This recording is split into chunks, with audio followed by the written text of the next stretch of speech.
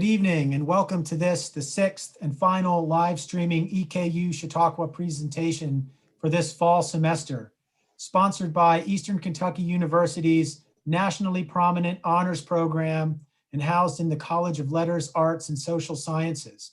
My name is Eric Liddell, Chautauqua Lecture Series Coordinator, and I am delighted tonight to welcome best-selling author David Treuer to deliver our annual Native American Heritage Keynote presentation.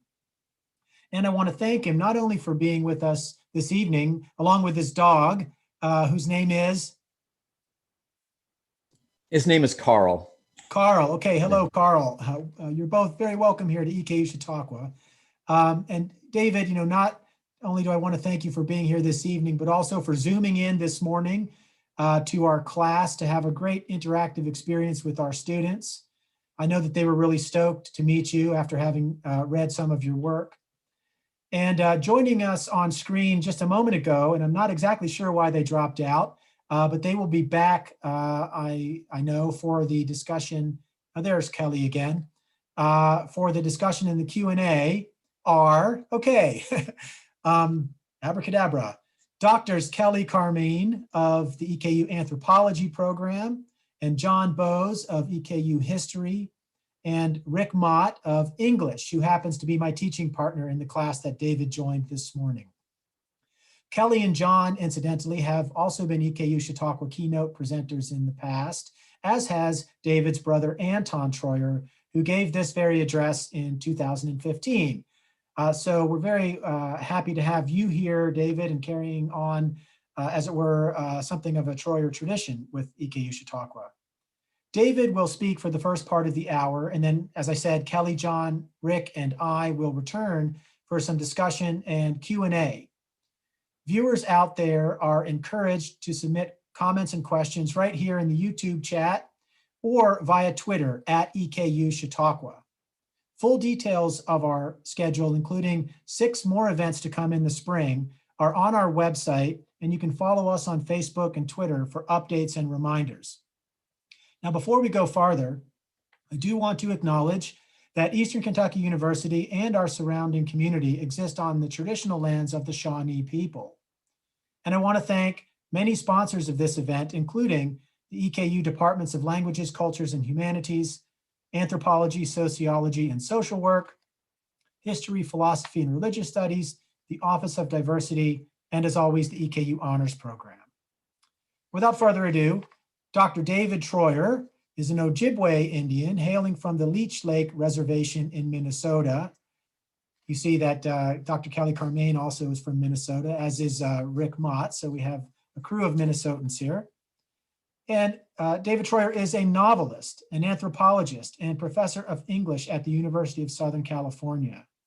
He's the author of 4 acclaimed works of fiction and 2 nonfiction books, Res Life and The Heartbeat of Wounded Knee, which appeared last year and was a finalist for both the National Book Award and the Carnegie Medal.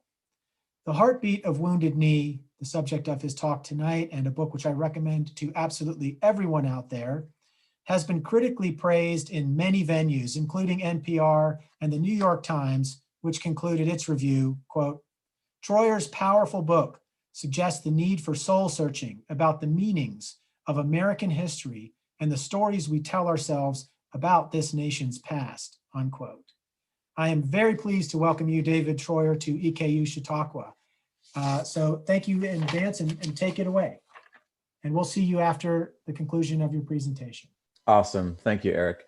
And Kelly and Rick and John and all the students at EKU. I'm really happy to be here, although I'd be happier if I could be there. But COVID being what it is, here we are on Zoom. A few things before we start having our conversation. I'm in the midst of life, actually, as it turns out. So you might hear a dog barking. You will most definitely hear my 13-year-old start his drum lesson. He's amazing, so you get to hear him practice too. You'll hear that maybe halfway through our talk. There's nothing I can do about that. So if there are interruptions, I apologize in advance. I thought that it would be fun, I suppose, to chat with you and to talk more so than to present or to read.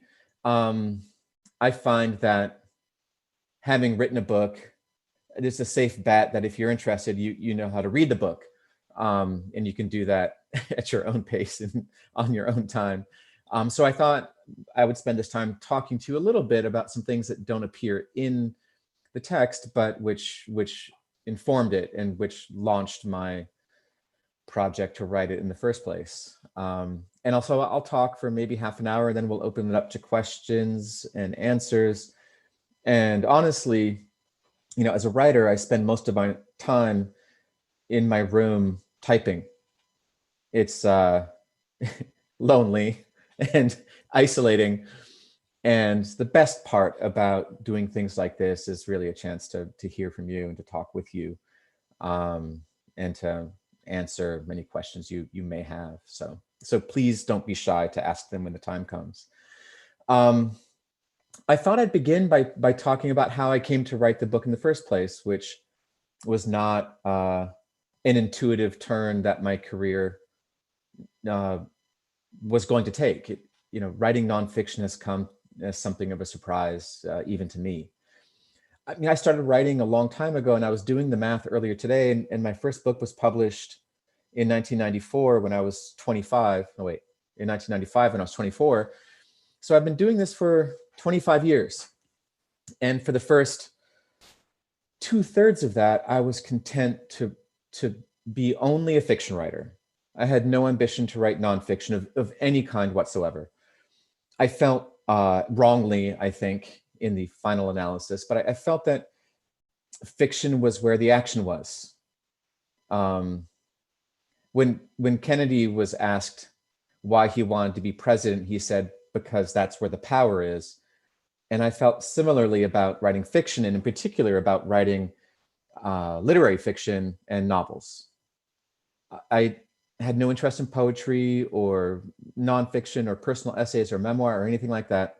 I felt like novels was where the power was, and where I could have a profound interaction with and impact on our, our lives collectively, individually. But something happened pretty close to home that turned me from that path onto one of nonfiction. And what happened was, in 2005, there was a school shooting at Red Lake Reservation in Minnesota. And that's just up the road from my reservation of Leech Lake. Red Lake is maybe 30 miles away, same tribe as mine. And, my reservation and the reservation of Red Lake are so closely intertwined. We share family, we share culture, we share institutions.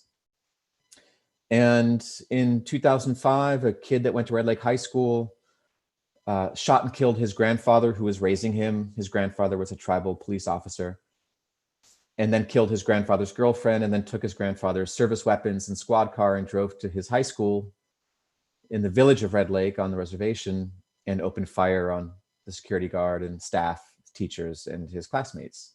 By the time he was done, I think 9 were dead and 5 were wounded in what was then the second worst shooting in American history. Before then, it was surpassed only by Columbine. And it's hard for me to communicate sort of how profound it was for that to happen in a community that tight-knit and that small. The population, the on-reservation population of Red Lake is probably around 5,000. And so to lose that many people in a single day in a place like that was profound. And the school, you should know too, the school is the largest structure, physical structure on the reservation. Bigger than the tribal offices, bigger than the BIA jail, bigger than anything. And it's the only place on the res where the community will gather regularly. So to have that happen in effectively what's the heart of the community was really, really devastating. It happened in the spring of 2005, and the day it happened, I was in New York City visiting friends, and I was there to talk to some book editors about some other projects. My brother called me, my brother Anton, from whom you guys have heard in the past. And he told me what happened, told me to turn on the television. And so I did.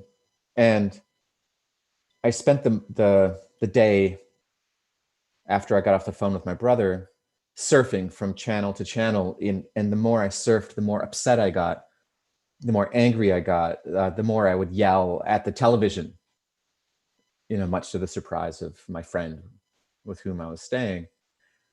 And eventually, I guess I got pretty worked up, and he was fairly concerned, and he asked me why I was so mad. Not mad at the news, I guess, but mad at the television. He could understand why I was upset about the shooting, but he couldn't understand why I was upset at the TV.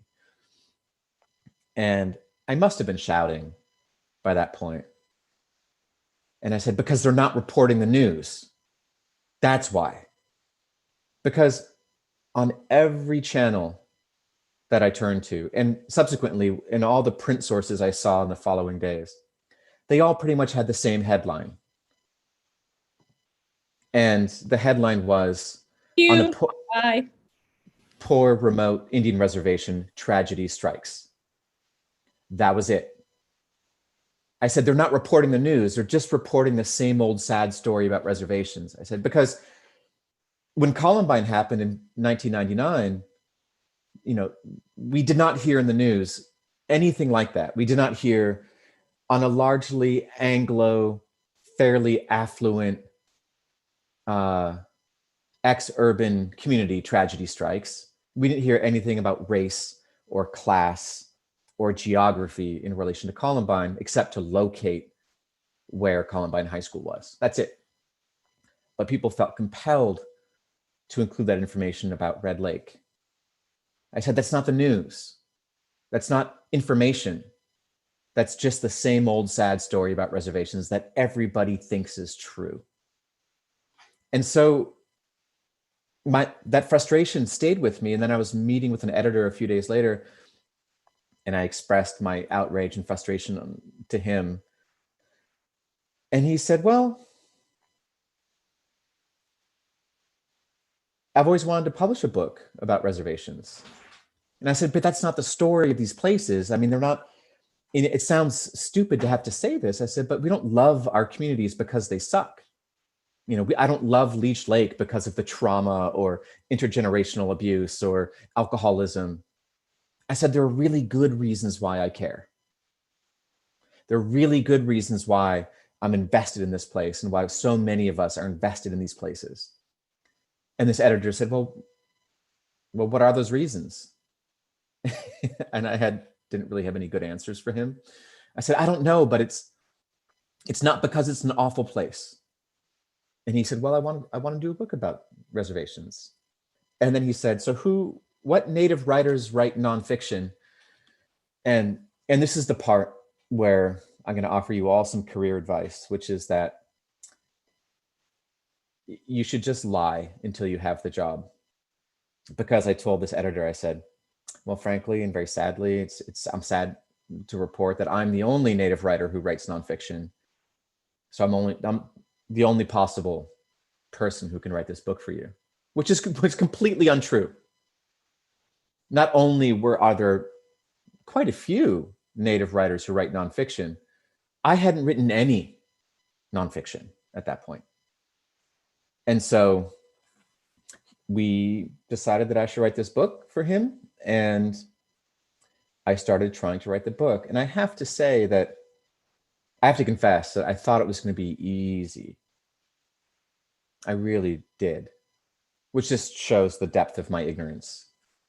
I thought that fiction was hard, but that nonfiction, you just go out and you just talk to some people, you hear what they have to say, you write it down, and there you go. I really was that naive.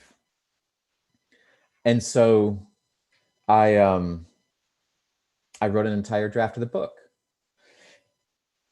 And my publisher read the draft and then rejected it and told me if I didn't fix it, if I didn't start over, they were going to cancel my contract and they want their money back. He was right to do that because all I knew was what kind of book and what kind of story I didn't want to tell. I did not want to write a book that was what I would consider trauma porn. That was just, basking in the traumatic experiences of Native people. I didn't want to write a tragic narrative.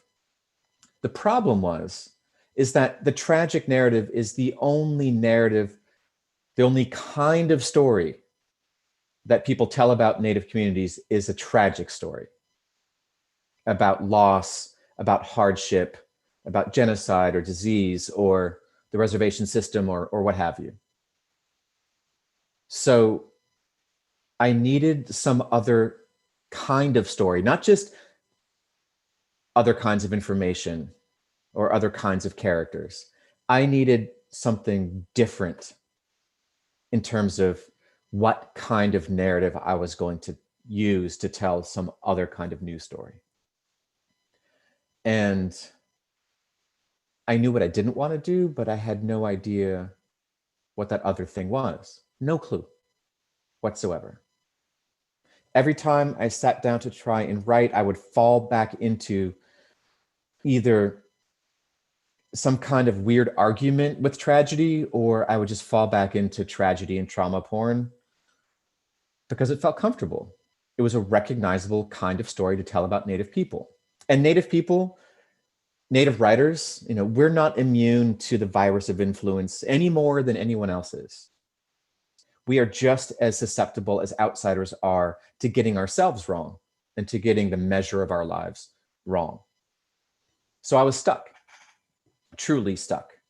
And then some other things happened even closer to home that sort of unstuck me. And what happened was my grandfather committed suicide. And I was asked by my grandmother to clean up the mess he made in his bedroom. He shot himself. And I was asked to write his eulogy. So I cleaned up his room, which was difficult for me to do. And after doing that, I went home and I had to write a eulogy. And I had to think, I've never written a eulogy before, and since then I've written too many to count, but it seemed to, so I had to think about what a eulogy needed to do, like what its function was. And it seemed to me that eulogies have a double function. On one hand, you have to say something true about the deceased, even if it's uncomfortable, because there's nothing worse than going to the funeral of someone you love and hearing them talked about in terms that have no bearing on their life. Like Uncle Jimmy was the nicest guy, and you're thinking to yourself the whole time, like, as the priest or whomever is saying this about Uncle Jimmy, that Uncle Jimmy was a first-rate asshole. You loved him, you miss him, but you can't say he was nice. So you have to say something true, even if it's uncomfortable. And it seemed to me that the other thing that eulogies have to do is they have to be of some use to the living, because really they're for us. The dead don't need them. The dead are gone, off going and or doing whatever it is you think they're doing, depending on your beliefs.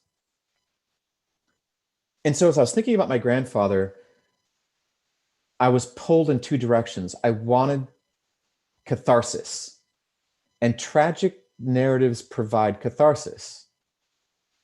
Tragic narratives, according to Aristotle, are narratives that elicit the twin feelings of pity and fear, which result in catharsis, an unburdening of emotion, a kind of release of emotion. That's what tragedies do. That's what Macbeth does. That's what Hamlet does. That's what Lear does. That's what they do. But so on one hand, I wanted that. And I was tempted to write a kind of tragic story of my grandfather and of a very difficult and painful life that resulted in his eventual death by suicide. But then I had to measure that against what I thought eulogy should do. And I'm like, well, okay, was his life tragic? Is that true of him? And I realized that as hard as his life was, it's not fair to call it tragic. His life was full of many things, full of pain and full of hardship, but full of family, full of connection. He lived 80 of his 83 years in the tiny village of Bina on the Leech Lake Reservation, the village my family's from. It was the only place that mattered to him. And so that doesn't sound tragic. That sounds good. That sounds lucky. And he spent 80 of his 83 years surrounded by the only people he loved. And again, that sounds fortunate. So it wasn't true to say his life was tragic, nor was it of any use to us who needed to carry on. So as I was thinking about him, I started thinking that maybe his life was not marked by a deficit of good things, or just marked by deficit, but maybe his life was marked by surplus pain, but surplus connection, surplus poverty, but surplus hustle. And then I began thinking that just as my grandfather's life was maybe marked by this idea of surplus more than by the idea of deficit, maybe that's the way to see reservations, as places where there's not less of everything, but where there's more of everything. More poverty, but more hustle. More crime, but more laws. More pain, but more humor. More loss, but also more life. And ironically, not less America, but more of it. And so once I was able to see reservations that way, that was the counter narrative I've been looking for the book. That was the opposite of tragedy. The opposite of tragedy for this telling of Native stories was a story of surplus. And so I rewrote the book, and they saw fit to publish it, and that became the book Res Life. And then I thought I was done again with nonfiction. I'm like, well, I did the thing that I was passionate about doing, and now I can get back to fiction. And so I wrote a novel, published a novel, but I kept thinking that there was a bigger story to tell about Native life, but also about this country. Because Res Life is about reservations, it's about places. As such, it's also about Native people, but there was no book that really captured what we have been up to as Native people collectively and nationwide. For most people, most Americans, imagine that Native life more or less ended when the frontier closed in 1890, that Native life ended effectively at the massacre at Wounded Knee Creek in 1890. That's it. And they can't really imagine that we've been up to much of anything since then, except maybe as existing grudgingly in people's imaginations, existing in a state of something like perpetual suffering.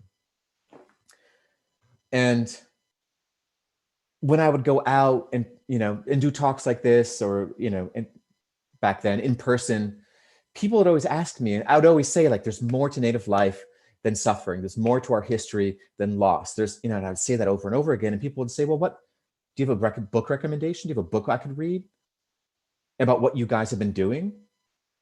And I'd say, no.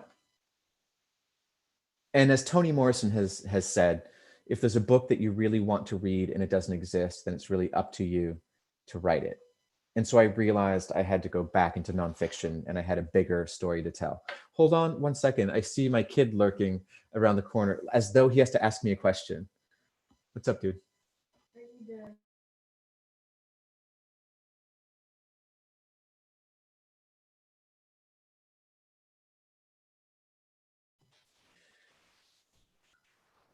Evidently he needed a mouse, but we're back on. Anyway, and then, so it seemed like there's a bigger story that needed to be told about what Native life has been like, what we've been up to, what we've been doing for the past 125 years. And so I endeavored to write that book. And I remembered when I was in college in 1990, I was a sophomore in college. And it just so happened that 1990 was the 100th anniversary of the massacre at Wounded Knee, which occurred in 1890. And it also just so happened that I read for the first time Dee Brown's classic, Bury My Heart at Wounded Knee, from which I've sort of drawn my title for my newest book, The Heartbeat of Wounded Knee. And I read that book in 1990, and I remember the feelings as I contemplated what new book I was going to write, what new nonfiction book I was going to write. I remembered reading Bury My Heart at Wounded Knee, and I remembered the very conflicting feelings I had.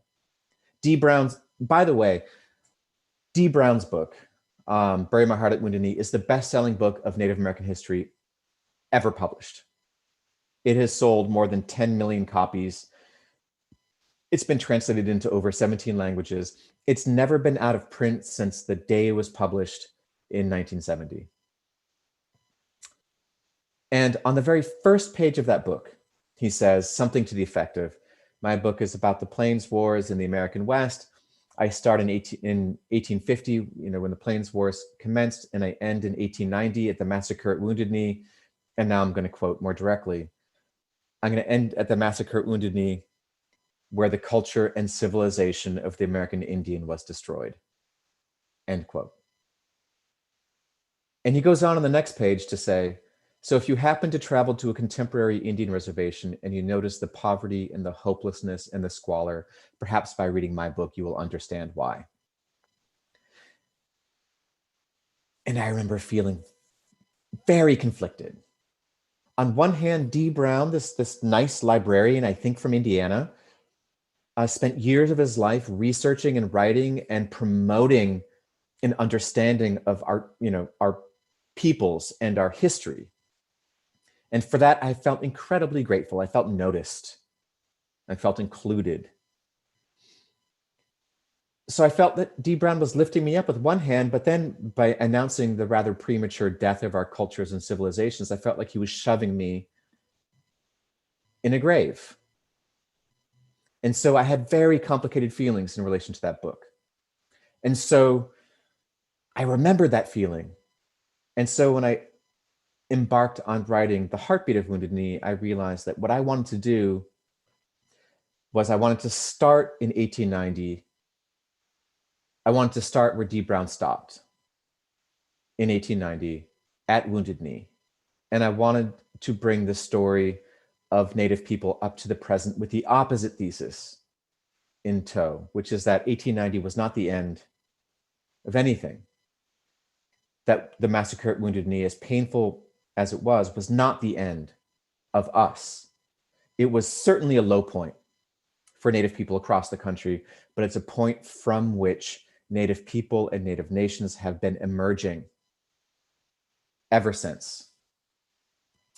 And as I wrote that book, I kept in mind a quote from Karl Marx, which I read around the same time when I was in college as I read Bury My Heart at Wounded Knee. And the quote from Marx goes something like, all men make history, they just don't always make it as they choose or with tools of their choosing, but they make history nonetheless. And that seemed to me to be the perfect way to think about what I was looking for. I was looking back over the past 125 years at the ways in which Native people with the ways in which we have all along been making our own history, not always from positions of power or advantage or with tools of our choosing, but we've been making history nonetheless. And as such, we've not simply been victims of the American experiment, but we have been contributors to this experiment. And I want to throw some information at you at the very end of this presentation part and before we open it up to questions, but we're used to thinking of Native history as separate from American history, and we're used to dipping into it as kind of a liberal social act. Like, I think a lot of people, November rolls around and it's Native American History Month and they think about Thanksgiving and they think, damn, we've done so many shitty things to Native people. The least I could do is read a book. I could know something. And so people tune in as a kind of penalty or as a liberal social act. And I'm here to tell you that just reading a book is not an act. It's not political change. It's not. It's a start of things, but it's not change in and of itself. And I want you to think about the ways in which Native history is wound up in and bound to American history. And if you don't believe me, I've got some facts for you. So here we go. America's first revolutionary act was to throw tea in Boston Harbor. We've all learned this in grade school. What they don't tell you, but if you read your Snapple labels, if you look at the inside of the label, you will see a lithograph of this. The colonists dressed up as Mohawk Indians to dump tea in Boston Harbor. America's first revolutionary act was to dress up as Native people and throw tea. And they dressed up as Native people because one of the main reasons why the colonists wanted to overthrow the British was over the question of who got to occupy and exploit Indian lands west of the 13 colonies. Who got to make profit off of Native people? The Crown in England or the colonists in America? That was central to the conflict. After the revolution, when the colonists were trying to come up with a new form of government never before seen in the world, to whom did they turn? From whom did they borrow the separation of powers, like the executive, the legislative, and the judicial? They turned to the Iroquois Confederacy in what's now upstate New York. It's from them that the American government borrowed its shape and its makeup. America was made in relation to us and with us all along. And for those of you now, I'm talking to people in Kentucky, so you should be, aware that we're used to thinking of the conflict between states and the federal government, the question of states' rights versus federal power, as being sort of explored and fought over in relation to the question of slavery. And that is true. That is one way in which the question of states' rights versus federal power was discussed.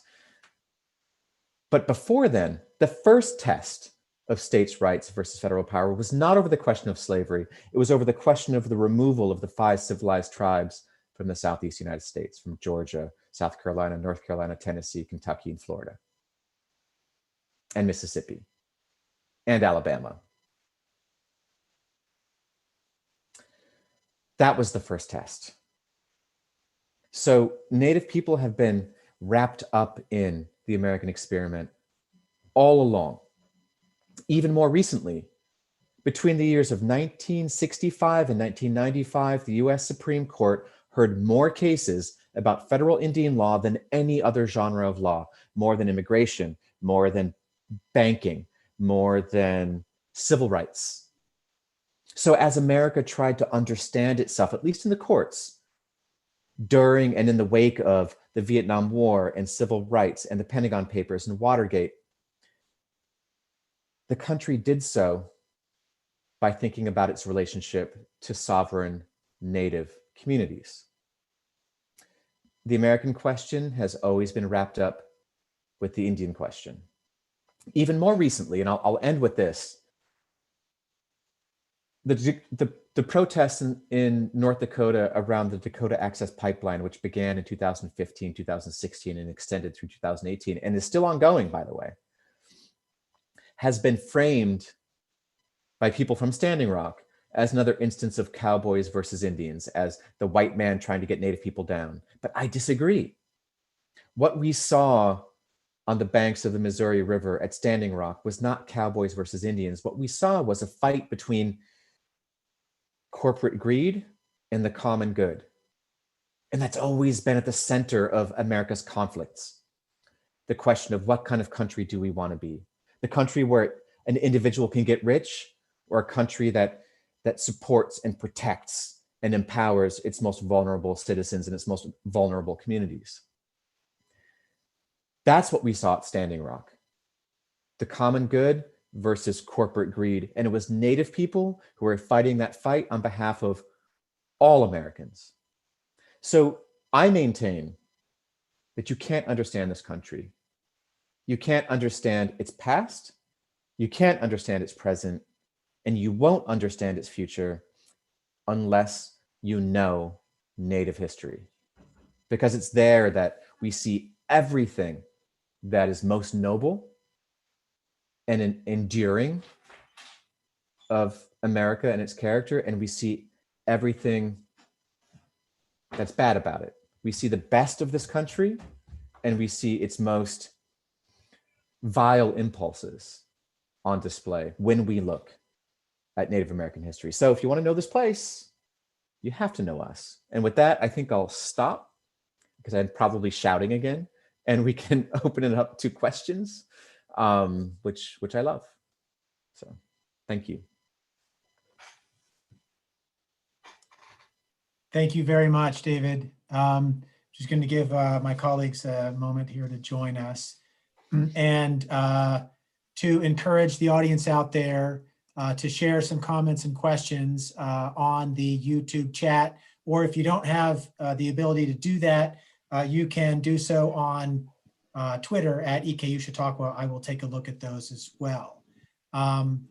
There's one there already. I'm going to give it a couple moments for some others to perhaps share some questions. And in the meantime, let me open the floor to Rick and John and Kelly if they have something in mind to get the discussion going. Well, I can jump in. Go ahead, Rick. Thank you, David. That was, I love that exploration of the creative process. And you mentioned the challenge of composing the eulogy for your grandfather for what was obviously a really difficult situation. And to connect that to Heartbeat of Wounded Knee, what I loved about that book is how you work the book around the fact of the vitality of Native culture, as opposed to looking back at the tragedy of the heartbreak of Wounded Knee. I thought of that book as celebrating life. And I've also connected that to, I assume you're familiar with, but I don't want to make wrong assumptions, Gerald Visner, another Ojibwe Native scholar, and his idea of survivance. And I thought, I kept thinking of survivance earlier, which is that act of survival. You're still surviving. It's not like something that happened in the past. It's that postmodern, always in the process. But I thought of your way of looking at Native culture, Native lives as a celebration of things that are happening now, rather than looking in the past as surviving what we've gone through, is a healthier way to do it. And I'm just wondering if you have thoughts on that contrast. Thank you. Can you hear me now? Yes. Yeah. Thanks. Thank you, Rick. Yeah, I wanted to write a book about Native life, not about Native death. And so I suppose that's a Visnorian survivance kind of thing. Although I didn't really think of Gerald's work when I was working on this. But it was really important, like I felt like I needed to destroy my own reliance as well as our collective reliance on tragic tellings as the only way that people can frame in their minds, stories about Native people, and it happens all the time, Rick, that, since this book has been published, I can't tell you how many times that people have misspoken when they've been introducing me for talks like this or on book tour, like David Treuer, the author of The Heartbreak of Wounded Knee. You didn't do that and no one here did that. But I'm like, it's just so durable, this idea of heartbreak and Native people seem to go together like chocolate and peanut butter, And so it was really important to me to really bear down on the ways in which we have been not just surviving, but the ways in which we've been creatively, forcefully living, you know, and succeeding in so many ways. And so and to do that, I knew I had to go out, and for the purposes of this book, yes, I had to look back at the historical record. And yes, I had to look at the ways in which we have failed and the country has failed us and bad things have happened, of course. But I had to go out and talk to people and listen to them and hear in their testimony the ways in which they've been living. It wasn't easy. Like I'm kind of shy. I don't, you know, I'm awkward. And so it was nerve-wracking to travel around the country for 3 or 4 years talking to people and asking them to share their life stories with me, and to really listen to what they were saying about themselves. And I really feel, to get back to the very first part of your question, which was about craft and about approach, that to me, the opposite of tragedy is complication. And we find, you know, and humans are complicated, and you can explore those in the details and in the textures of people's lives. Because tragedy, a tragic telling of Native lives, just turns us into our lives into statistics and life into a condition. It washes everything out into like a kind of condition, really. So to combat that, I had to go out and talk to people and listen to what they said about how they spoke, how they carried themselves, what they did, what decisions they made, what foods they liked. And it was such a pleasure in the end, as nervous as I was, to really go out and listen to people. And I remember, like, one of the guys I talked to who I liked talking to the most was this fierce, crotchety, foul-mouthed guy named Red Hall, from Blackfeet guy from Browning, Montana. And a friend of mine set me up to talk to him, and we were talking for about 45 minutes, and he really wasn't saying much, and he was really hesitant, and he kept deflecting until finally he said, and he's in his 80s, this guy. He's like, I don't know why you want to talk to me, because I'm not important. I'm not a leader of anything. I haven't done anything, you know, so I don't know why you want to talk to me, you know. And I said, Red, I'm so glad you mentioned that, because you have done so much. You grew up during the Great Depression.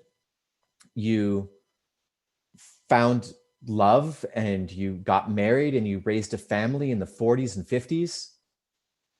And you know what it's like to try and be an Indian man and find a job on the high plains during the periods when the government was trying to destroy and actually just defund and dismantle reservations across the country. I'm like, I don't know what that's like. I wasn't alive then, but you lived through it, and you raised a family, and you raised children and grandchildren. You're an expert on what it's like to live at that time. And he looked at me and he said,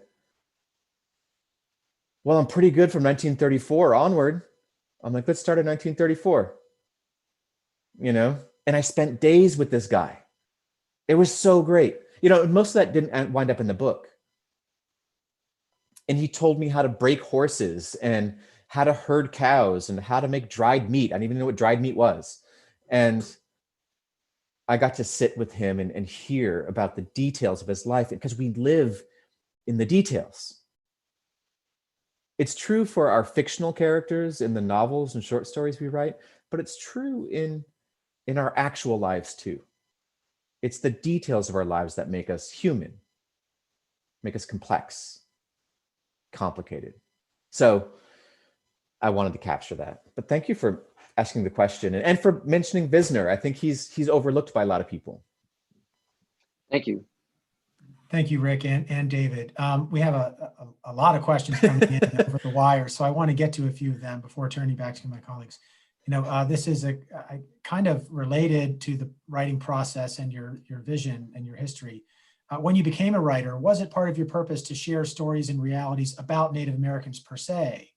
Or is that something that you developed, and you decided then to use your platform to share those stories you were just talking about, later on as a kind of mission? Yeah, that's a really good question. I want to point out something that happens, in high school, in college, in the kind of literary canon as we construct it and reconstruct it always. That sort of what's considered multicultural literature is included now in ways that it wasn't before, and that's a good thing. But it's often read differently than other kinds of literature is read. So people tend to read writers like Toni Morrison, for instance, as saying something true about the Black experience. And I think that's a way of selling Toni Morrison short. I think Toni Morrison is telling us something true about the human experience, as refracted through the specifics of her characters, whether they're located, after the Civil War and after the dismantling of slavery, as in Beloved, or much earlier in her novel, A Mercy. But Anglo writers, whether it's John Updike or Richard Ford, no one says, oh, you read Updike for the middle class Anglo experience. Like, no, you read Richard Ford to learn about love and betrayal. And you read Zora Neale Hurston to learn about African American communities in the Panhandle. And so there's a kind of ghettoization of multicultural writers in that way. And so in answer to that question, Eric, I always was sort of invested in writing stories that were situated in native realities. That to me is what I want to write about. But inside of those, of course, are much bigger questions about being a son or a brother or a husband or a child or someone who betrays someone who's betrayed, for instance. And circling back to Toni Morrison a little bit, she says it so much better than the rest of us say it so often. Someone asked her once if she only wrote for Black people.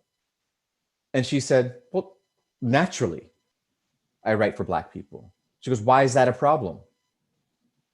And they're like, well, don't you think that's limiting? She's like, look, Leo Tolstoy was not writing Anna Karenina for a poor Black girl from Lorain, Ohio, like me.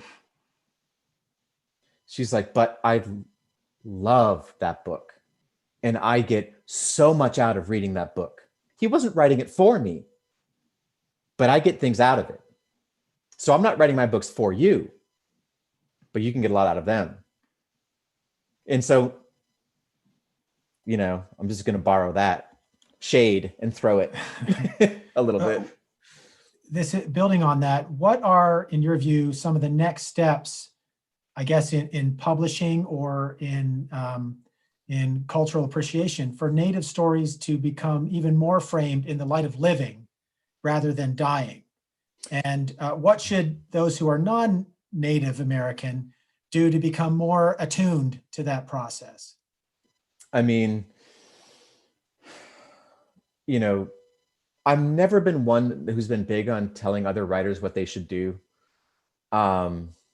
Everyone's got their own pan of fish to fry, Naturally, I want to push my compatriots to think bigger, to think better, to write more powerfully, to abandon, tropes that we ourselves are guilty of perpetuating. I'm always sort of engaged in that kind of discussion. But ultimately, there's such a diversity and there's such a wealth of Native writers now, the likes of which we've never had before. Before, like 20 years ago, you could fill one semester with a pretty good sampling of the stuff that was out there. Now, you couldn't fill, a 4-year college education with all of the books that were published in the last 3 years. Everything from memoirs to history to fiction to short fiction to genre fiction, fantasy, sci-fi, thrillers. it's so diverse. It's incredible. There's so many writers now to read. But what can people do? Like, wake up a little bit, you know? If you live in Kentucky, you're not living far from Native people. There's Native people in Kentucky. Go check it out. Go check out the communities which, you know, are not like the land that time forgot. You don't have to fall down a waterfall to go to a Native community and check it out. If you don't receive a big old, you know, group hug, don't despair, you know? It's okay. And go to things, read things, follow things, involve yourself in things. I mean, in Oklahoma, with the recent McGirt decision, which ruled that the Choctaw, among others, never relinquished their treaty rights to what is now the eastern half of the entire state of Oklahoma, is reverting in some fashion to some kind of Indian control. And I'm like, yes, that's awesome. Check that out, you know? So, you know, not only are we here, but we're cool, you know? And, you know, people act as though sort of, you know, they don't know where to go. Like, you know, whether you're in Kentucky or Tennessee or Mississippi or Oklahoma or Minnesota or California, you're not very far from. And you certainly are already in a Native homeland, and you're not from a Native community. And we got it going on, you know? Indeed. Juan Libsapa 44 says, David, thank you for making us exist as contemporary people, not ghosts of the past. People so often react to me being Lakota with surprise that we are still here.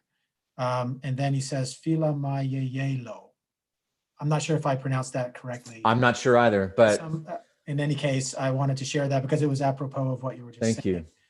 And Olivia, you know, similar to the earlier question, was asking where to learn more about these subjects. I mean, you just spoke to that in a way, you know, do some research and investigation about that wealth of material that's been recently published. Are there a couple names you would like to throw out as your counterparts, you know, who are doing either in fiction or, you know, relative to the work you've done in The Heartbeat of Wounded Knee, you know, that you would recommend?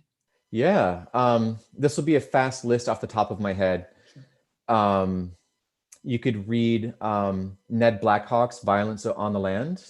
It's about he's Paiute, and it's about the Great Basin. You can read Michael Whitkin. He's a professor at University of Michigan, and he writes about the Ojibwe and Algonquian empires in the Upper Great Lakes. On that same note, there's, I think, a Scottish history teaching in Australia writing about North America by the name of, I think, Michael McDonald. He wrote a book called Masters of Empire, which is phenomenal. Along those lines, Andres Resendez wrote a book called The Other Slavery, about the enslavement of Native people, which blows the myths of death by disease out of water and looks at the ways in which Native peoples were enslaved before and longer than African people in North America. For lighter fare, you can read the thriller Winter Counts by David Wombley Wyden, which was just published. It's a thriller set, I think, on Rosebud. He's going to kill me if I get that wrong. Rebecca Roanhorse is Dene Navajo, and she writes fantasy literature. For those of you who are into that, you know, that involves sort of Dene legends and myths and sort of fabulous sort of fantasy worlds, which is pretty freaking awesome. Erica Worth is a Arapaho writer based in Denver, and she's written some really cool, funky sort of urban tales. Crazy Horse Was My Boyfriend, I think, is one of the titles. You know, if you want to get really heady, there's some super avant-garde poetry by people like Orlando White, who's Dene Navajo. There's great poetry, a very different kind, but equally as good, by Santee Frazier, who lives at Onondaga, but who's in fact Potawatomi and Cherokee from Oklahoma.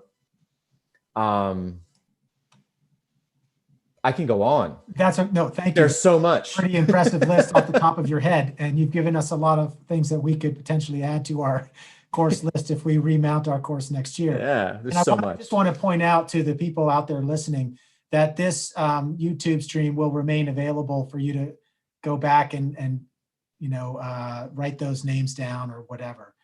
So after this is concluded, you should be able to check back in at this point. I want to tell people too, like, it may be easier, depending on where you are, but, I talked about this morning, but powwows are like a great sort of interface for non-native people to check out native people, in the midst of living. Powwows are basically like a great big dance party, mostly for native people. There's times when non-natives can get out there and shake a leg, but mostly it's for native people. It's kind of our pop culture. And people who love powwow will probably be mad at me because they think of it as sort of quasi-ceremonial. I don't, but that's just me. These things are huge. Once COVID is over, Gathering of Nations draws 50, 60,000 people. Crow Fair in Montana draws probably more than that over the span of a week. And there's pageants and horse races and all sorts of cool stuff. There are all native rodeos all throughout the West, which are kind of funky. So you have like Indian cowboys, which, go figure, but hey, it's a big thing. Denver has a huge powwow. University of Michigan has a huge one. I mean, huge, like arena size powwows, and there's food and there's merch and there's singing and there's dancing. It's fun, not everything is so serious. There's comedy troupes there's one called the 1491s, and all of their stuff, or most of it's on YouTube. Those guys are freaking hilarious. Sort of renegade comedy, and they're killer. They're so funny. Canadian television has native written and produced and acted television shows, much more than we have in the States, although they're coming. There's more and more shows like that coming in the States. The guy that did Jojo Rabbit, Taika Waititi, he's native from New Zealand. He's teaming up with Sterling Harjo, who's Muskogee Creek from Oklahoma, and they're doing a series called Res Dogs, which is going to be filmed and based in Oklahoma. I don't know when it's going to come out, but you have native produced, written, directed, and acted. It's going to go on a major network probably in the next couple of years. Like, there's stuff happening. Great. Well, I've got some other questions from YouTube that are more interrelated to the environment and other things like that. But I'll put those aside for a moment and invite John or Kelly, if they want to get in, to do so. If you have something in mind, you might want to ask. Want to make sure I don't, hog all the time here. John? Yeah, I mean, I was interested when you're talking about literature, especially kind of the native literature of just even the past 10 years. And if you see differences in terms of when, Leslie Marmon Silko and some of the kind of what people would kind of view as kind of the classic native literature of 60s, 70s, 80s, perhaps, what might be, sorry, and I froze there, I guess. Oh, you did. But what if you think what's different or new and exciting about kind of native literature of the 21st century, perhaps, in comparison to what some people may have, certainly people of my generation, if we ever read that, native lit, what we were exposed to then. Yeah, there's a phenomenon. My colleague Viet Nguyen, who wrote a book called The Refugees, which won the Pulitzer Prize a few years ago. He's my colleague at USC. In relation to Asian Americans, he has said, and I find this really applicable to the native context too, he said that there's no shortage of movies and films by, about, and including Asian people. There's a lot of Asians in that stuff, he said, but the problem is that there's no shortage of narratives about us, but there's a pronounced lack of diversity in the kinds of narratives about us. So what we suffer from is what he calls narrative scarcity, he says. Lots of stories about us, but not many different kinds of stories. And so and then I think that in that moment he was talking about that, he was bringing up the issue of the movie Crazy Rich Asians. He's like, I don't think it's a good movie. I think it's kind of a bad movie, but I like it because it's a different kind of narrative than we're used to seeing. And so I would say sort of similarly, what we consider the Renaissance in Native literature, you know, with James Welch, Leslie Silko, Louise Erdrich, and Scott Momaday, those were groundbreaking works, but we didn't have a lot of narrative diversity back then. And I think we do now. I think the kinds of Native stories which are being told, especially in fiction, it's a lot more diverse. So if you want names, you know, there's Tommy Orange, you know, there's me, there's a guy who's up and coming, Sterling Holy White Mountain, there's Eddie Chocolat, and I totally screw up his name every time I pronounce it. I always get corrected, so don't quote me on that. There's Alyssa Washuda, there's Melissa Fabos. They write more nonfiction, but everyone's doing different kinds of stories now, and that's pretty cool. You know, we're getting more narrative diversity. Not where I'd like it to be, but more so. There's a great novel that I ran across my desk this last year by an Ojibwe guy from back home called This Town Sleeps. And I was trying to describe it to someone. I'm like, it's not a perfect novel. It's a first novel, but it's the weirdest sort of supernatural, literary, gay, Ojibwe storytelling hybrid novel. I've never seen anything like it before in my life. It's totally bizarre, and it works, you know? Guy's name is Dennis Staples, I think. I'm bad with names, but it's a totally shocking and kind of book. I've never read a story like that before. Good stuff. Thank you. I see Dr. Carmain is taking furious and copious notes there. Did you have something in mind, perhaps, Kelly, as well, that you wanted to chime in with? Were you finished, David? I was just going to say that I should go soon and feed my children, but so I don't know what kind of time limit we're on here, but. Can we take just a couple more minutes? Sure, yeah. Okay. Kelly, do you have a question? Well, David, you mentioned the McGirt decision out of Oklahoma. So just, I don't know, can you speak a little bit more about that, what you anticipate that as what kind of a milestone, legal milestone you anticipate that being and the role that could play in sort of modern Native communities? It's hard to say. So the McGirt decision, I alluded to it earlier, but the full story is, and it's kind of funny, this happens in federal Indian law quite often, that a small, seemingly innocuous case will start small and then it'll blow up into the weirdest ways. So back in the 80s, the tax bill on a woman's trailer for something like $147, and she didn't think her trailer should be taxed, wound up in the Supreme Court a few years later, and it paved the way for Indian gaming, which is a multi-billion-dollar enterprise now.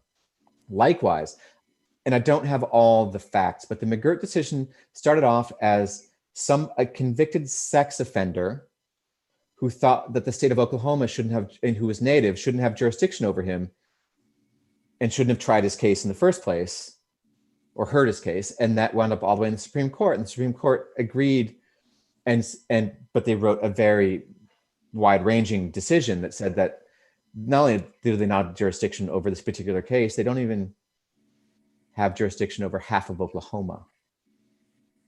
How that's going to play out, I don't know. I do know that the tribes of Oklahoma, the Choctaw, the Chickasaw in particular, not to mention the Cherokee, Seminole, Seneca, and others, are very well organized. They're very smart, very capable people, and they will see this through in an interesting way.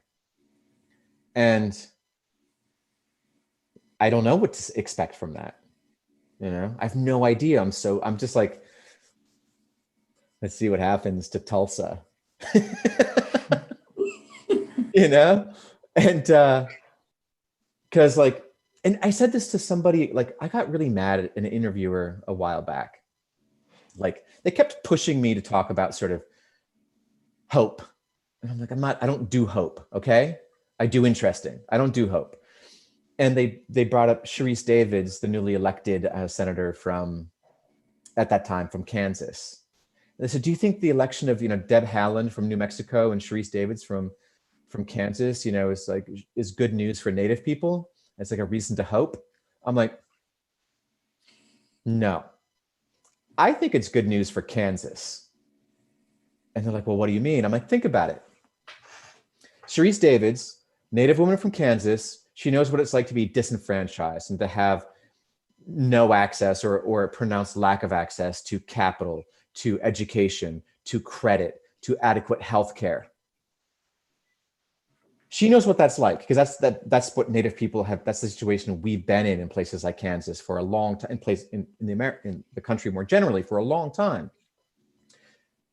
I was like, increasingly, your average Kansan is finding themselves in the exact same position we've been in for the past 240 years.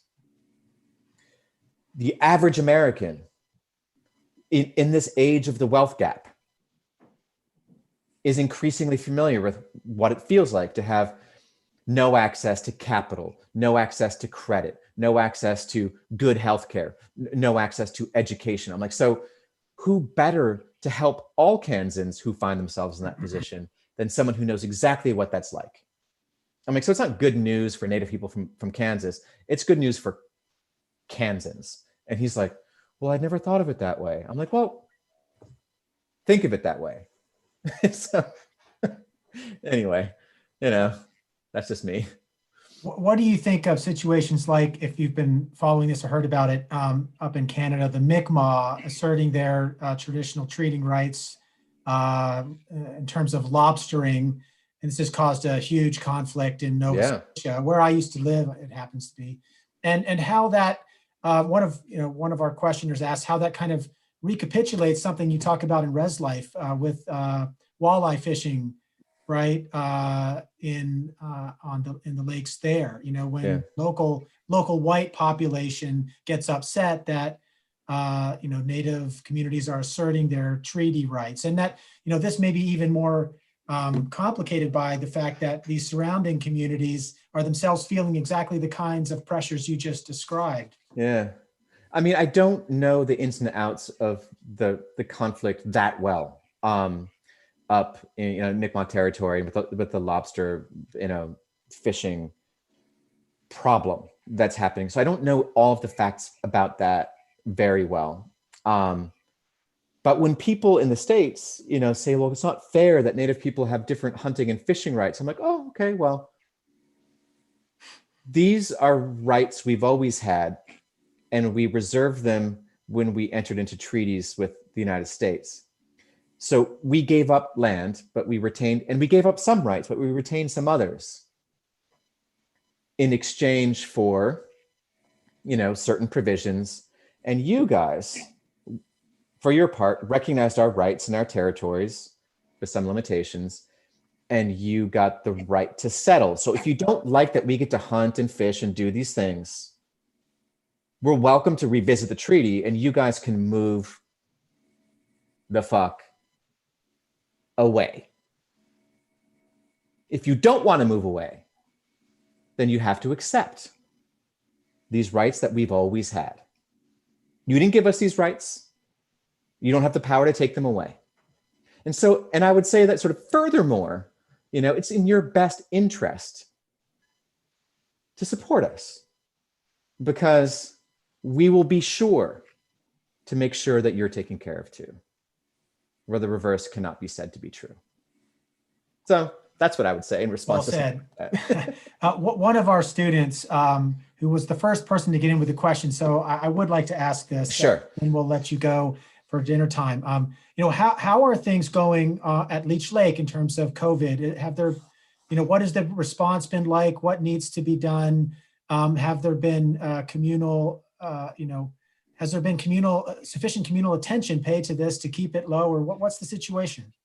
At Leech Lake, I think we had done a pretty good job of keeping, COVID cases down for a while. It wasn't as bad as it was in places like the Navajo Nation and other places that were really suffering. But like the rest of the state of Minnesota and the states of Wisconsin, North Dakota, and South Dakota, cases are booming region-wide. And of course, that's affecting people on the reservation. I found out today that my grandmother has COVID. She's 96. She's old. Not great news, but she seems to be, symptoms seem mild. So, so it's mixed, I think sort of we were like the state of Minnesota, we had some early successes, but we're certainly not feeling those now. I think it's spreading pretty wildly, and I'm concerned, Yeah. Well, I'm sorry to hear about your grandmother. I hope that she progresses well through this. Yeah. I hope so. She's pretty tough, so we'll see. I bet. Yes. Is there a last comment or question from any of my colleagues? No. We respect your time, David, and your children's hunger, and your role as the one responsible for getting them fed this evening. So with that said, I want to thank you, David Treuer, and I want to thank Rick and Kelly and John as well for being here as part of the discussion, and our audience out there. And yes, a number of people are asking, if this will be available, and it will still remain on YouTube for a while so that people can continue to watch it, and you can go back and review and catch all those great reading suggestions. And my F-bombs, for which I apologize. And F-bombs. I get very excited, and I ask your pardon and permission. But I get excited. I can't help it. Duly, of course. No problem at all. David Treuer, thank you very much. Thank you all. Wishes to you. And to everyone through the winter season. We will see you back here in late January as we continue EKU Chautauqua in the spring. Take care, everybody. Thank you all. Thank you so much for having me. Bye now. Bless you.